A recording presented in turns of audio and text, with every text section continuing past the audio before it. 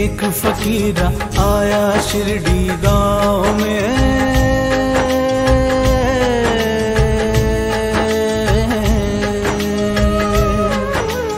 एक फकीर आया शिरडी गांव में, आ बैठा एक नीम की ठंडी छांव में।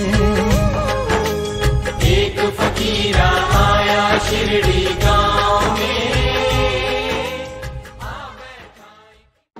हम गांव वाले आपको मिलने आए हैं, हमें अपना परिचय दो। आंखें खोलिए देवता स्वरूप। इस युवक के मुख में कितना तेज है। हमारी सिरनी धन्य हो गई, लगता है कोई महान योगी आए हैं। हे योगीराज, आप हमें बताएं, आप किस रूप में आए हैं और किस उद्देश्य से आए हैं? मालसापति जी, आप ही इन्हें समाधि से जगाइए। पूछिए तो सही, कहाँ से आए हैं और क्यों आए हैं? आप लोग इतना डर क्यों रहे हैं? हटिए, मैं पूछता हूँ।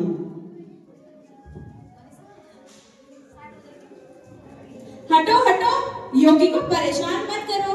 ना जाने कब से योगी बैठे हैं, कुछ खाया भी नहीं कि नहीं। मैं घर जाकर इनके लिए कुछ खाने को लेकर आती हूँ।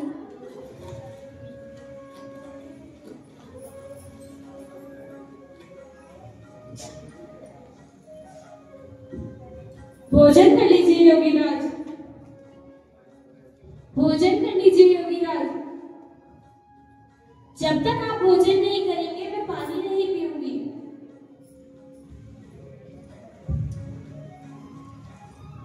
भाईजा, आंखें खोलिए भाईजा, भाईजा।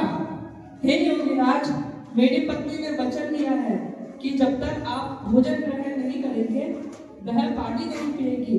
कृपया करके अपनी आंखें खोलिए।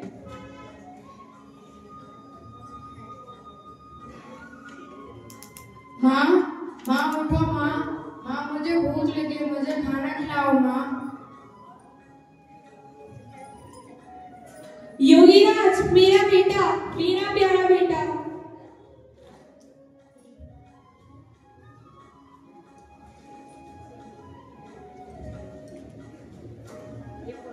योगीराज, आप हमारे साथ चलिए, खंडोबा के मंदिर में रहिए, शिरडी की मिट्टी को अपने चरण कमलों से पवित्र करिए।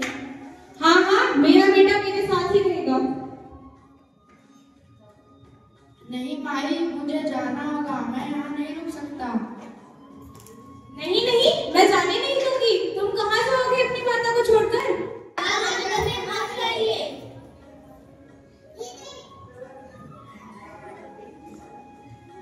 मुझे आज्ञा दीजिए, मुझे जाना ही होगा।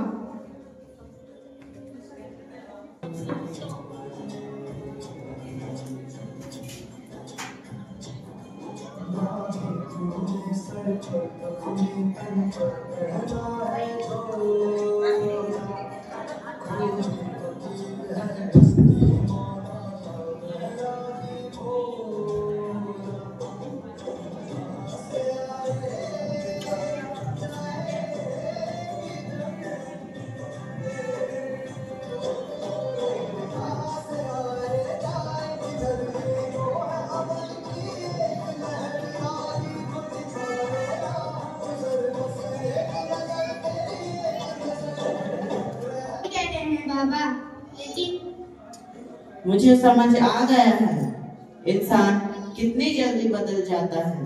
एक दिन यही गांव था, यही मंदिर था और यही तुम थे मानसापति, जो मुझसे बार बार रुकने का आग्रह कर रहे थे और आज यही से चले जाने को कह रहे हो।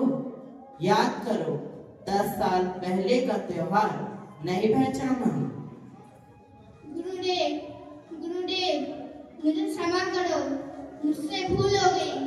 गुरुदेव, मेरे साईनाथ। भाईजा, तेरा बड़ा बेटा आ गया, तात्या का बड़ा भाई आ गया। क्या? मेरा बड़ा बेटा आ गया? तात्या का बड़ा भाई आ गया? साईनाथ।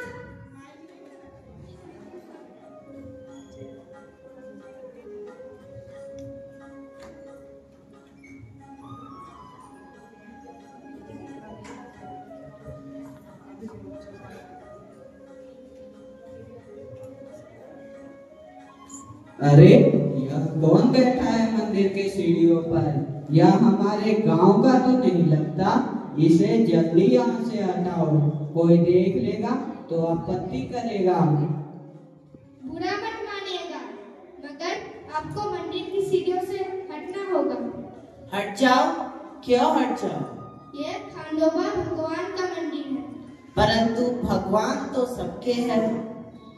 बाबा, लोग धन को लेकर थोड़े संवेदनशील होते हैं। कुछ आपको कहीं भला बुरा ना कर दे। भगवान ने तो सबको एक जैसा ही बनाया है और बिना किसी धर्म और जाति के इस धरती पर भेजा है। हम लोगों ने ही इंसानों को। साईनाथ, क्या कर रहे हो? अपनी मां पाँव छू रहा हूँ, प्रणाम कर रहा हूँ आपको। नहीं, भगवान भक्तों को प्रणाम नहीं करते, भक्त भगवान को प्रणाम करते हैं। हर बच्चों के लिए उनकी माँ ही भगवान होती है। अब मैं तुम्हें कहीं जाने नहीं दूंगी, अब मैं तुम्हें बांध कर रखूंगी। इतनी स्वार्थी ना बनो भाईजाना। साईनाथ अवतारित संत पुरुष है। क्या आप सिर्फ अपना कल्याण चाहती हो, गांव का, समाज का कल्याण नहीं चाहती? इन्हें ममता के बंधन में बांध कर रखोगी तो विश्व का कल्याण कौन करेगा? ठीक ही तो कह रहे हैं पांचपति जी। क्यों ना साईनाथ आपका भाई में रहे, इससे वह हमारे साथ भी रहेंगे और समाज का, गांव का कल्याण भी करेंगे। हाँ हाँ, हमारे साथ द्वारका माई में रहेंगे।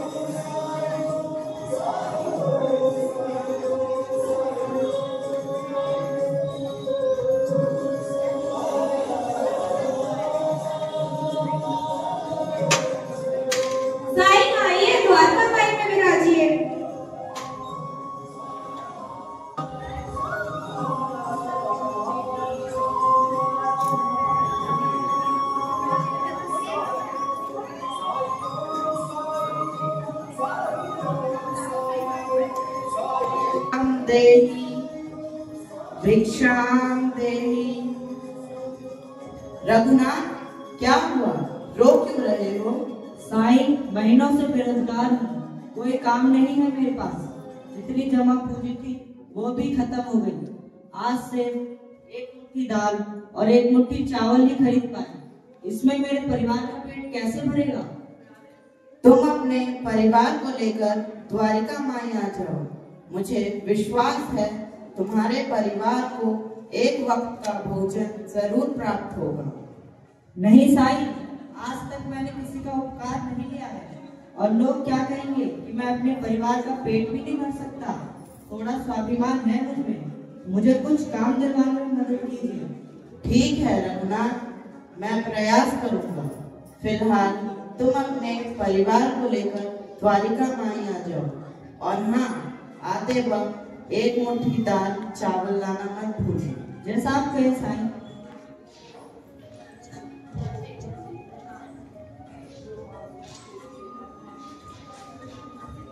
आओ रघुनाथ, तुम्हारा स्वागत है। सुलक्षणा, इन्हें बैठने की व्यवस्था कीजिए। रघुनाथ, दाल चावल लाए हो? जी बाबा।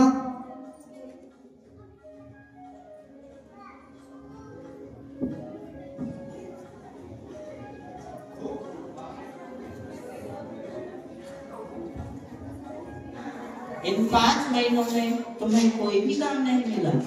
जी साईं, छोटे मोटे काम मिले थे। जैसे अब्बा साहब ने अपने खेतों में काम करने को कहा, 1 रुपए की मजदूरी दे रहे थे और उसमें हमारा कैसे गुजारा होता। लेकिन साठे जी ने उनके यहाँ काम करने के 2 रुपए मजदूरी देने को कहा था। पर साईं, वो काम सिर्फ 1-2 महीने का है, मुझे तो स्थायी काम चाहिए। काका, अगर आपको स्थायी काम करना है तो कीजिए, लेकिन तब तक काकी भी तो काम कर सकती हैं।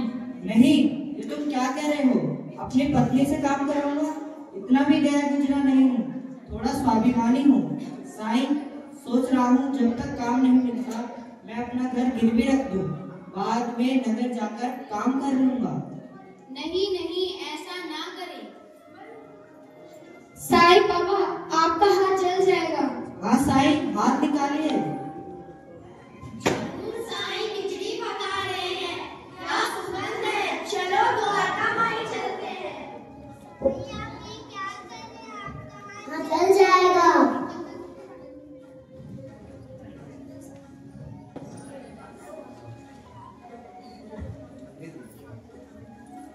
रघुनाथ, मन में विश्वास और बांटने की भावना हो तो सब संभव है।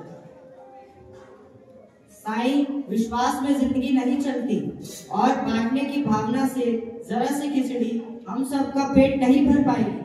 चिंता मत करिए काका, साईं ने कहा है तो हो जाएगा।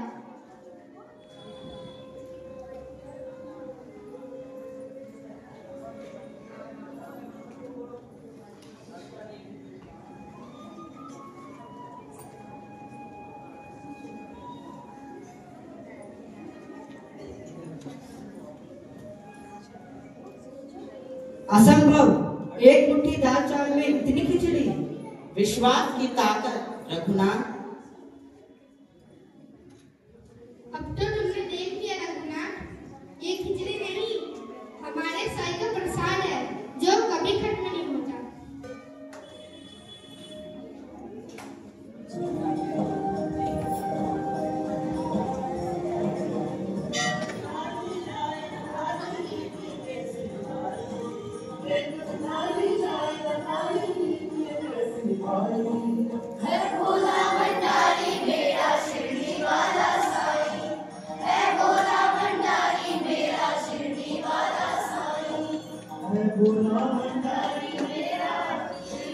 ताकत रघुनाथ,